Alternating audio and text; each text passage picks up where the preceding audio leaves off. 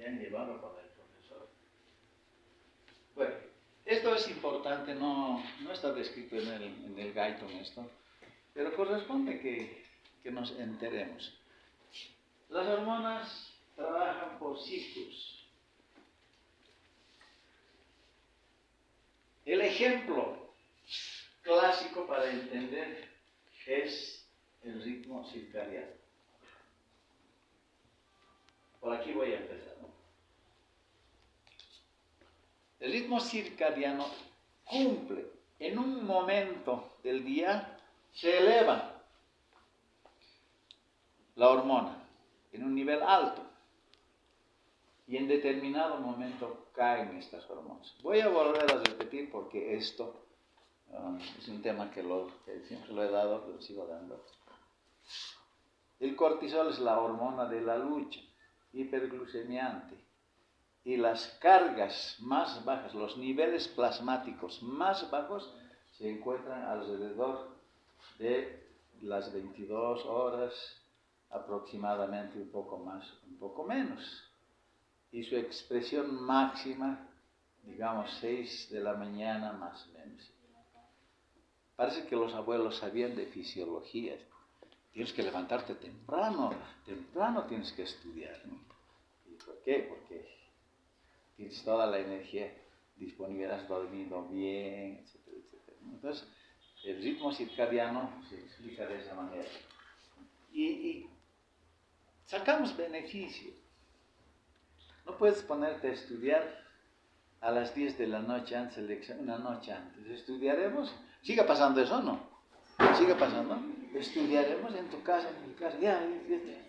Y después a las 10 de la noche, a las 2, 3 de la mañana, ya uno cabecea, el otro cabecea. A no ser que le hagan, ¿qué? Coca. Y otros se pasan también, ¿no? Dan buenos exámenes, pero a los 2 días se les vuelve. Hemos visto, ¿no? De todo nos ha pasado en esta facultad, desde que yo siempre he vivido en esta facultad. Un año, creo que no he dejado ni un año, les cuento. En toda la facultad he sido auxiliar. Cuando estaba egresando, en junio egresé, ya había ganado la auxiliatura para todo el año. O sea, seguía asistiendo. Creo que unos 6 meses he dejado la facultad por la provincia. Y después, al siguiente año, por el de arriba, usted se queda y me he quedado desde esa vez. Entonces, conocemos estas cosas de detalles de los estudiantes, cómo estudian, cómo... Alguna vez charlamos, ¿no? O amigos, dicen, pasa esto, pasa, nos cuentan también sus problemas. Entonces, es importante conocer el ritmo circadiano porque así ustedes pueden acomodarse. Ahora, este ritmo, hay mucho para hablar. Por ejemplo,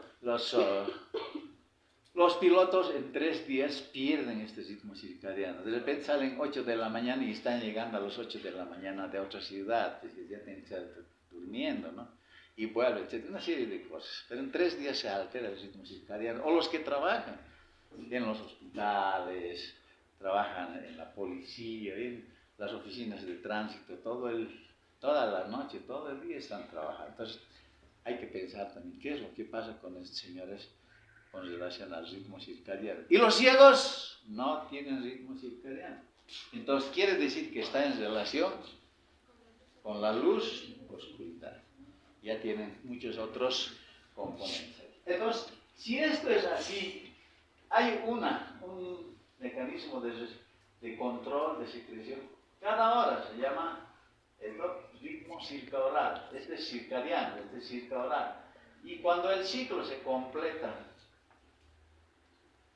mayor a 1 y menor a 24 horas, ritmo ultradiano. Y no está en el Gaiton, así que lo voy a hacer desaparecer y nunca más voy a mostrar esto. Esos son mecanismos de retroalimentación positivo y negativo. Veamos a ver qué es lo que pasa. Las hormonas se liberan parasitaria, hipotálamo, voy a hablar de la TRH, hipófisis, TSH y glándula tiroidea, T3 y T4. Ese ejemplo voy a explotar. Les dije en la clase inaugural. Cuando un sujeto se somete a consumo de yodo bajo, todavía existía en las zonas de Sorata, cuando daba clase de nutrición, vamos a ver, dice que hay todavía los cotos, les dicen, ¿no? Que tienen bocio, y no hemos podido, algo falló, pero fui en otra oportunidad, y todavía en la plaza se logra ver. Eso sí que son un poquito, más o menos, menos que los cretinos, ¿no? Fíjense, entonces, en esas zonas la carencia de sodio, de yodo era terrible. Por eso se ha creado toda una institución, Pronalcobo, se ha creado esto. Entonces, cuando hay carencia de yodo, la glándula no tiene materia prima para trabajar. Por lo tanto, si no tiene materia prima, entonces no va a producir T3 y T4 para las funciones. Y esto va a los niveles primero, hipófisis, voy a decir, en las siguientes láminas está, ¿no? A la hipófisis, y después va al hipotálamo, tocando después. Tengo poca hormona, por favor, ayúdenos. Arriba. Entonces dice, así tienes las hormonas están muy bajas. Entonces estimularemos a través de la TRH, TSH, y inducen a la glándula a hipertrofiarse. El organismo cree que agrandando la glándula va a responder, pero como el problema es crónico, el ciclo es vicioso, y por eso es que se produce. O sea, el bocio no es, estamos hablando del bocio endémico, estamos hablando del bocio por carencia de yodo. Por eso es que la sal yodada ha sido una bendición, o sea, que la hayan creado. Porque se ha pensado en muchas cosas, en agua, en azúcar, se ha pensado, pero como todo el mundo consume sal, entonces en este caso es un buen medio para poder aportar yodo. A veces en tono de broma y yo les digo, cuando no reaccionan bien algunos amigos, ¿no? Si tienes que consumir yodo, vos pues estás fallando. Y les cuento, hemos hecho un estudio, está publicado. Busquen Huaricayo en el internet está publicado. Y hemos encontrado hipotiroidismo subclínico en estudiantes de la facultad. Eso es preocupante. Claro, no sabemos, venimos de condiciones de familias humildes, venimos de gente también que tiene recursos pero a veces el que tiene recursos a veces no conoce el funcionamiento. Si ustedes hacen una entrevista, una encuesta por los barrios periféricos, señor, así, ¿no? Unas preguntas medias, ¿qué digo? No tan directas, ¿no? ¿Consume sal? Sí. ¿Cuánto consume? ¿Sabe la importancia del yodo, del azúcar? Sí. Y les van a decir que no saben para qué sirve el yodo. Si no saben para qué sirve, ¿qué utilidad le van a dar? ¿Verdad? Esto vamos a volver a repetir. Entonces, en ese caso, hablaríamos del hipotálamo, de la hipófisis, hablamos de un mecanismo largo en este caso. Luego mecanismo corto, hipotálamo, hipófisis, y ultracorto, hipotálamo simplemente, a través de la acción parácrina, o sea, acción autócrina, ¿cierto? Entonces, aquí están algunos mecanismos. Esto les he dicho ya, esta parte de una de las clases les he hablado ya al introducir, mamás, ¿no es cierto? Por ejemplo, dice, caída de glucemia, aquí, ¿qué puede ser? O aumento de glucemia, vamos a ir por ese lado. Entonces, ¿cuál es la glándula? ¿Cuál es la glándula afectada? Insulina. La insulina se libera y va a producir insulina. Esta es la glándula endocrina. Células beta, producción de insulina. Y va a actuar sobre los órganos diana. ¿Para qué? Para consumir glucosa. Y como era elevada glucemia, entonces se completa aquí y la glucemia baja. Este mecanismo de regulación no tiene control central. O sea, no va hacia la hipófisis ni al hipotálamo, sino es un circuito local corto. En cambio, este otro, vamos a ver muchos, ¿no? Retroalimentación negativa regulada por el eje endógeno. Aquí está la hormona. Puede ser cortisol. Cortisol bajo, entonces va a ir a la hipófisis, va al hipotálamo para liberar CRH y actuar sobre la hipófisis para producir ACTH, que es esta, y la glándula, en este caso es la suprarrenal. ¿En qué capa se produce el cortisol? Fascicular. Glomerular, aldosterona, fascicular, cortisol y la reticular, hormonas déficit. Entonces, estamos allá, periférica la hormona. Bueno, esto es ya secundario, ¿no es cierto? Entonces, estos son los mecanismos de regulación.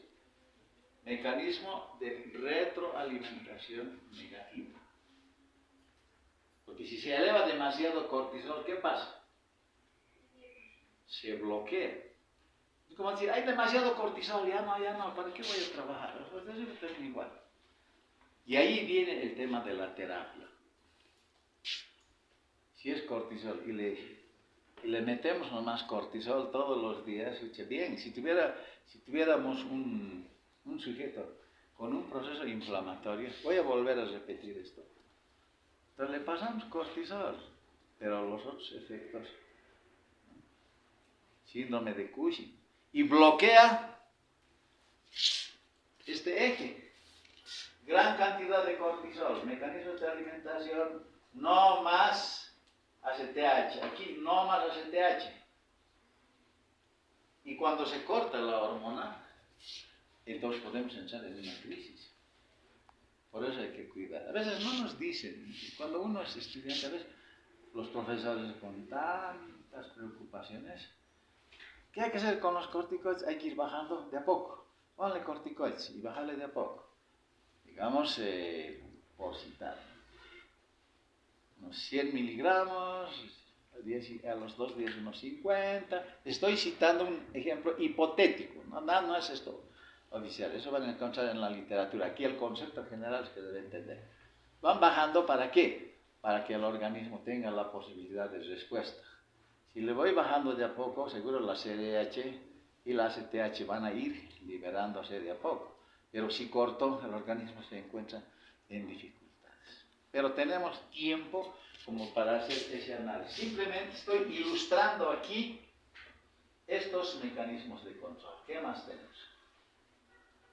Aquí está lo mismo, ¿no? La T3 y T4 se produce y va, mecanismos de retroalimentación negativa a la adenohipófisis para la liberación de TSH, va también a la TRH, más bien va al hipotálamo para la liberación de TRH. Este es un ejemplo muy sencillo, de lo más simple, que es bastante complejo. Y ahora vemos el mecanismo de retroalimentación positiva. Si quieren pueden anotarlo esto. Están registrando, pero en las grabadoras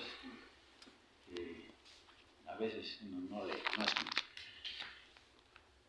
Primero, el trabajo de parto es un mecanismo de retroalimentación positivo. Segundo, en la fase preovulatoria, la relación entre FSH y estradiol, les voy a mostrar en las láminas, aumenta estradiol, aumenta FSH, aumenta FSH, aumenta etc. Este es un mecanismo de retroalimentación. Y el otro sería este, ¿no? Esto en función a la oxitocina, no a la prolactina, por si acaso, eso que se entienda bien. Cuando el bebé succiona, se produce un reflejo neuroendócrino, o sea, interviene una parte nerviosa y acá, al estimular a las células del lóbulo posterior, se libera oxitocina y hace que estas hormonas contraigan a las células mioepiteliales de los asinos glandulares para la producción de leche. A mayor succión, mayor control de leche. Así funciona. De más en más funciona. En cambio, los otros funcionaban de más en menos. Esto es. Ahí está, les he traído esto, ¿no? Fíjense. Aquí está la ovulación, aquí se produce en el día 14, pero antes de la ovulación, por eso digo preovulatorio, fíjense, esta es la FSH y esta es estradiol. Entonces, en este caso, la FSH estimula la producción de estradiol, aumenta. Como hay este aumento, debería retroinhibir y esto debería ser plano, pero sigue aumentando, sigue estimulando, sigue aumentando. Es el único ejemplo dentro del sistema hormonal, así como la prolactina les había dicho. Son situaciones aisladas, particulares de cómo es el mecanismo de control hormonal. ¿Cómo andamos de tiempo? Parece que me he pasado. ¿Cómo se ha ido? A ver. Eso. Después, ahí está. Cabal, casa. Ahí dejaremos.